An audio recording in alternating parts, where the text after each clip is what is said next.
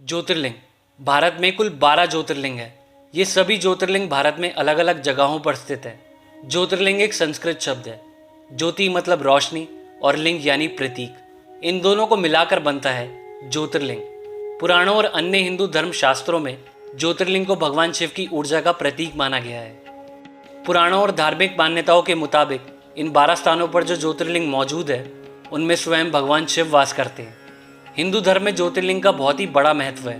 धार्मिक मान्यताओं में कहा गया है कि ज्योतिर्लिंग के दर्शन करने से भक्तों के सभी पाप धुल जाते हैं और सभी मनोकामनाएं भी पूरी होती हैं। शिव पुराण के अनुसार हर ज्योतिर्लिंग की स्थापना के पीछे भी एक कहानी है। इन 12 भव्य ज्योतिर्लिंग में से आज हम एक ज्योतिर्लिंग की कहानी जानेंगे जिसे हम सोमनाथ के नाम से जानते हैं। तो दोस्तों, स्वागत है आप सभी का हमारे चैनल स्पिरिचुअल जर्नी हिंदी पर। 12 ज्योतिर्लिंग में से सोमनाथ को सबसे पहला ज्योतिर्लिंग माना जाता है। सोमनाथ इंडिया के गुजरात में स्थित है। मान्यताओं के अनुसार सोमनाथ मंदिर का निर्माण चंद्रदेव यानी चंद्रमा ने किया था। प्रजापति दक्ष ने अपनी 27 बेटियों की शादी चंद्रदेव से करवाई थी। चंद्रदेव इस शादी से बहुत खुश थे, लेकिन वो अपनी सभी पत्नियों में से सबसे ज्यादा प्यार रोहिणी से करने लगे, जिसकी वजह से प्रजापति दक्ष की और बेटियां दुखी रहने लगी। फिर एक दिन प्रजापति दक्ष की सभी बेटियां उनसे मिलने के लिए गई और उन्होंने अपने पिता को बताया कि चंद्रदेव बस रोहिणी से ही प्यार करते हैं, उसी का ख्याल रखते हैं और बाकी हम सबसे प्यार नहीं करते। ये बात सुनकर प्रजापति दक्ष उदास हो गए और पहुंच गए चंद्रदेव से मिलने।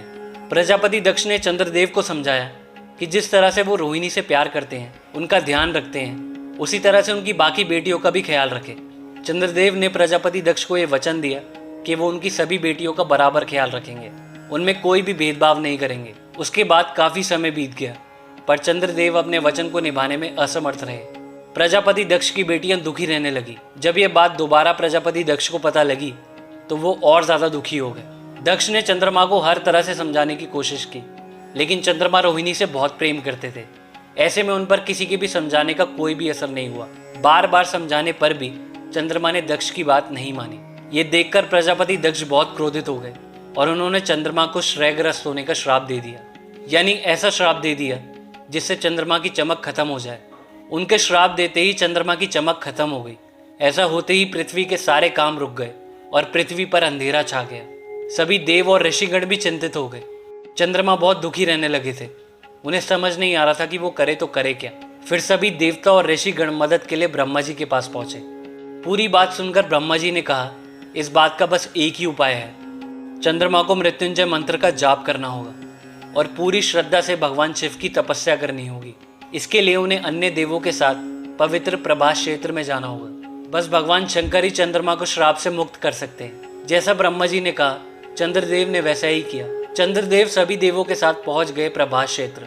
चंद्रदेव ने अपने सामने शिवलिंग स्थापित करके भगवान शिव की आराधना शुरू कर दी। चंद्रदेव ने घोर तपस्या की और 6 महीने तक 10 करोड़ बार मृत्युंजय मंत्र का जाप किया। चंद्रदेव की तपस्या से प्रसन्न होकर भगवान शिव उनके सामने प्रकट हुए। तो चंद्रदेव ने भगवान शिव से प्रार्थना की और कहा, प्रभु आप मेरे सारे पापों को माफ कर दीजिए और मुझे इस श्राप से मुक्त कर दीजिए। तभी महादेव ने चंद्रदेव से कहा कि तुमने सभी से विवाह करने के बाद भी अन्य कन्याओं को उनका अधिकार नहीं दिया, इसलिए तुम्हें उसकी सजा तो भुगतनी होगी। मैं तुम्हें पूरी तरह से श्राप से मुक्त नहीं कर सकता, लेकिन उसका प्रभाव कम जरूर कर सकता हूँ। महादेव ने सभी देवों से कहा कि मैं चंद्रमा को अपने शीश पर धारण करूंगा, जिससे दक्ष के श्राप का प्रभाव कम हो जाएगा।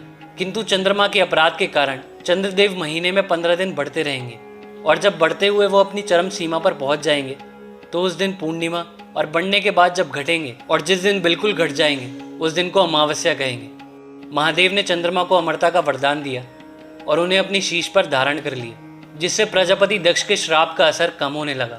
चंद्रदेव की चमक वापस आ गई। फिर चंद्रमा ने सभी देवों के साथ मिलकर भगवान शिव से प्रार्थना की और कहा, प्रभु आप और माता पार्वती सदा के लिए यहाँ निवास करें। भगवान शिव ने उनकी प्रार्थना स्वीकार की और ज्योतिर्लिंग के रूप में माता पार्वती के साथ यहाँ निवास करने लगे। चंद्रमा को सोम भी कहा जाता है। उन्होंने यहाँ पर भगवान शिव को अपना नाथ स्वामी मानकर तपस्या की थी, इसलिए इस ज्योतिर्लिंग को सोमनाथ कहा जाता है।